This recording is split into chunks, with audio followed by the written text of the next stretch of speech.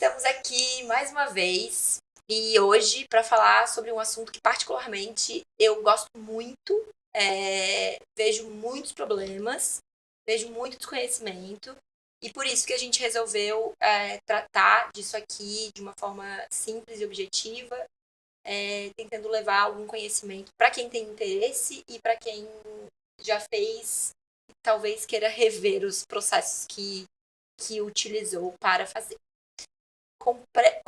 Quais são os cuidados que eu devo tomar ao comprar uma empresa? Seja uma empresa, um estabelecimento ou um CNPJ.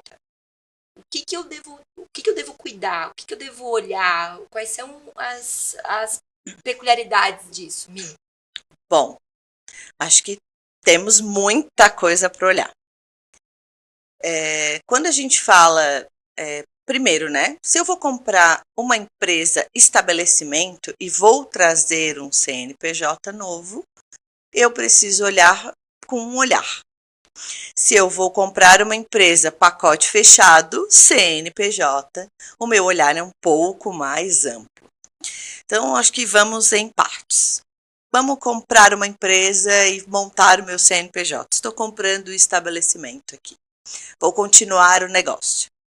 Acho que um primeiro olhar que tem que fazer é se o local está todo adequado, mas quando a gente olha para o nosso viés trabalhista, olhar o cuidado. Se vai ter sucessão de empregados, se aquele CNPJ pagava os seus tributos, porque existe toda uma forma de tramitação de simplesmente transferir os colaboradores que não necessariamente fazer rescisão de contrato com aquele outro CNPJ.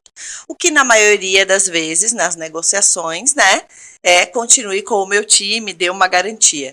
Porém, algumas empresas não tomam esses devidos cuidados, olhar se os impostos estão em dia, se as obrigações trabalhistas foram cumpridas, se a folha de pagamento estava em dia, se tem essa situação, né? Então, acho que esse é um cuidado, olhar se as dentro do e-social estavam alimentadas da forma correta, se tinha saúde e segurança do trabalho mapeada, então existe muita coisa a ser olhada. Fora a questão de contratos, né, Mari, de trabalho, o que tinha previsto nesses combinados, contratos, termos, regras, códigos. Vamos lá. Realmente, como a Michelle falou, existem duas análises que não são diferentes, mas uma um pouco mais profunda do que a outra. Quando tu compras um CNPJ inteiro, a empresa inteira, com o CNPJ, tu estás comprando aquela empresa com todos os problemas e com todas as coisas boas e com todos os prós e os contras daquela empresa, né? Então, vem tudo, não importa se houve uma alteração do responsável pelo CNPJ. Não, mas eu fiz uma alteração no contrato. Exato. E agora é outro sócio. A empresa ela não morre quando troca e começa uma nova. Ela continua. Então, se tinha débito trabalhista, continua. Se tinha tributário, continua. Se tinha passivo trabalhista, que eventualmente eu nem sabia, continua. Vem igual, a empresa continua caminhando igual. Porque o CNPJ é o mesmo, né? É uma mera formalidade de troca do sócio. Mas o CNPJ, que tem uma histórico e uma capacidade, né, dele própria, continua caminhando igual, a vida dele segue igual. Para isso, existem mecanismos como o due diligence que a gente pode fazer para fazer investigação sobre o que tem naquela empresa, para avaliar se vale a pena ou não, para avaliar o investimento, quais são. Existem diversos mecanismos para avaliar isso. Agora, por outro lado, quando eu compro só o estabelecimento. Então, aqui dentro da compra só do estabelecimento, eu tenho duas situações. Eu comprei só a loja sem os funcionários e eu comprei a loja com os funcionários. Na prática, não vai mudar tanta coisa assim, com a exceção de que vai ser feita a rescisão de todos os funcionários. Mas se eu comprei a loja com todos os funcionários, eu tenho uma sucessão empresarial ali. Mesmo se for sem os funcionários, eu também posso ter uma associação empresarial. Mas aí, nesse caso, a gente tem que analisar, uma sucessão, mas existem outras peculiaridades que podem ser analisadas, porque às vezes eu comprei só o espaço, mas eu vou seguir outra atividade ali. Ou eu comprei o espaço e eu alterei parte da atividade. Então, tem outras peculiaridades quando eu não vou seguir exatamente a atividade. Que tá ali.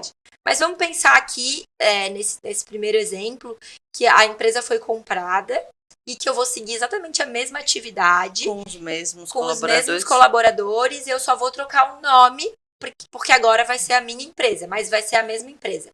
Aqui eu tenho uma clara sucessão empresarial. Então, a responsabilidade, todo aquele passivo, ele continua. Ele não vem, os processos que continuaram ali, eles vão continuar com o CNPJ responsável. Porém, se aquele CNPJ responsável não pagar aqueles processos, haverá um pedido de sucessão empresarial.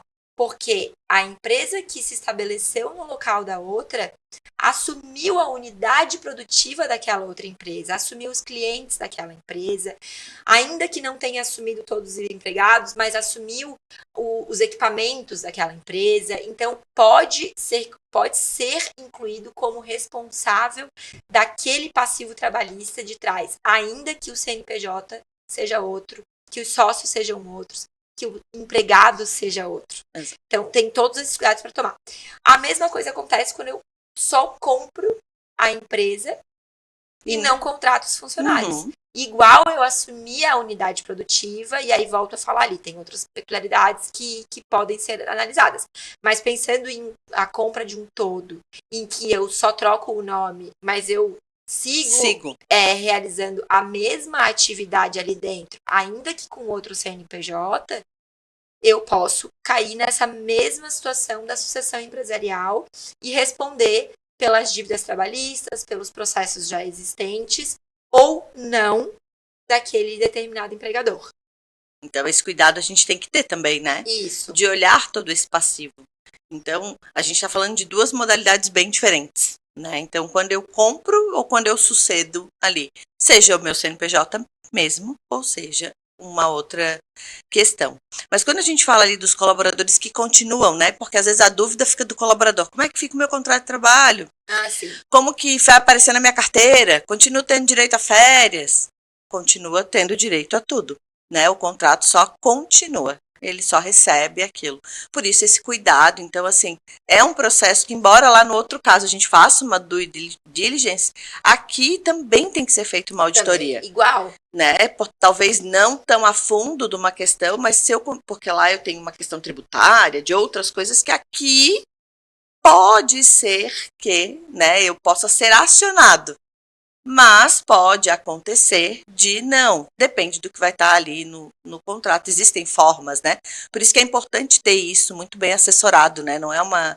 A gente já viu situações de clientes que compraram empresas, não quiseram investir nessa investigação e a pessoa disse que estava tudo bem e de repente a pessoa se deparou e comprometeu até a empresa que ela já tinha vigente, perdendo todo o patrimônio e demorando anos para se reerguer porque assumiu um passivo que ela desconhecia totalmente. A compra de empresa, seja só do estabelecimento, seja do CNPJ, requer uma análise. Para mim, tem que fazer uma investigação em ambos os casos profunda. É claro que quando tu compra um CNPJ, mais ainda, porque aí de fato tu estás assumindo aquele CNPJ por inteiro, né? Mas quando tu compra o estabelecimento comercial também, continuando ou não com a atividade, tem que ter uma investigação também por esse cuidado, porque isso também afeta o valor da empresa que tu tá comprando. Se tu tens um possível passivo trabalhista, de alguma forma a empresa tem que se resguardar daquilo ali, sendo com a redução do valor, ou mesmo ainda que seja contratualmente responsabilizando a empresa pelas dívidas trabalhistas existentes até aquele momento da compra da empresa. Então, seja para lá ou seja para cá, a investigação, ela é importante. importante sempre que for fazer a compra de uma empresa, de um CNPJ, enfim. E quando eu faço a compra ali, como tu falou, né, quando a gente assume só um CNPJ, não há necessidade de alteração dos contratos de trabalho dos empregados, porque para eles continua a mesma coisa.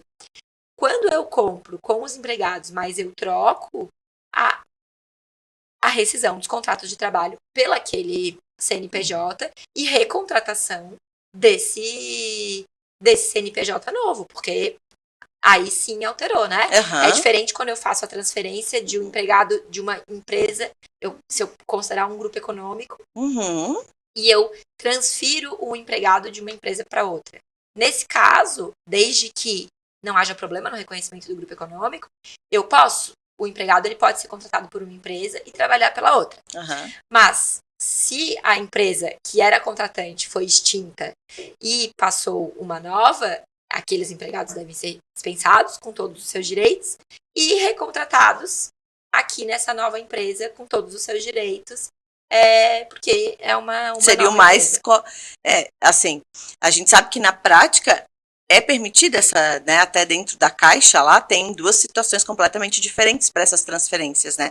A transferência que é de transferência de empresas de grupo econômico, que são do mesmo grupo, ou a transferência de sucessão. Então, quando eu compro todo esse passivo. Mas isso que a Mari fala é muito importante, porque quando aquele outro empregador encerra aquele vínculo, encerra também todo aquele passivo. E daqui para frente é minhas regras, meu contrato, novo trabalho, nova cultura, embora a gente possa continuar no mesmo estabelecimento. Por isso que a gente vê em alguns momentos até a orientação de fecha o estabelecimento, deixa uns dias fechados, faz uma reforma ali e volta à atividade 30 dias depois. Justamente por isso. Por quê? Porque eu descaracterizo de verdade a continuação, né? Eu mostro que foi outra pessoa que se apossou daquele momento, embora seja uma questão física ali, né? Mas fica claro que houve mesmo uma mudança de cultura ali, de empresa, de sucessão.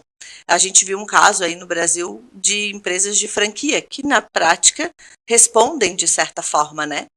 E onde a franqueadora no Brasil tinha aí vários processos trabalhistas, várias questões tributárias, até que a franqueadora corta, né? Isso, e hoje a gente vê essa mudança de quem assume essas lojas agora, quem não assume, e fica ali os colaboradores nessa situação, né? Então hoje, tanto que a empresa franqueadora assumiu todo o passivo e pagou porque sabia que podia, inclusive está lá no contrato, né?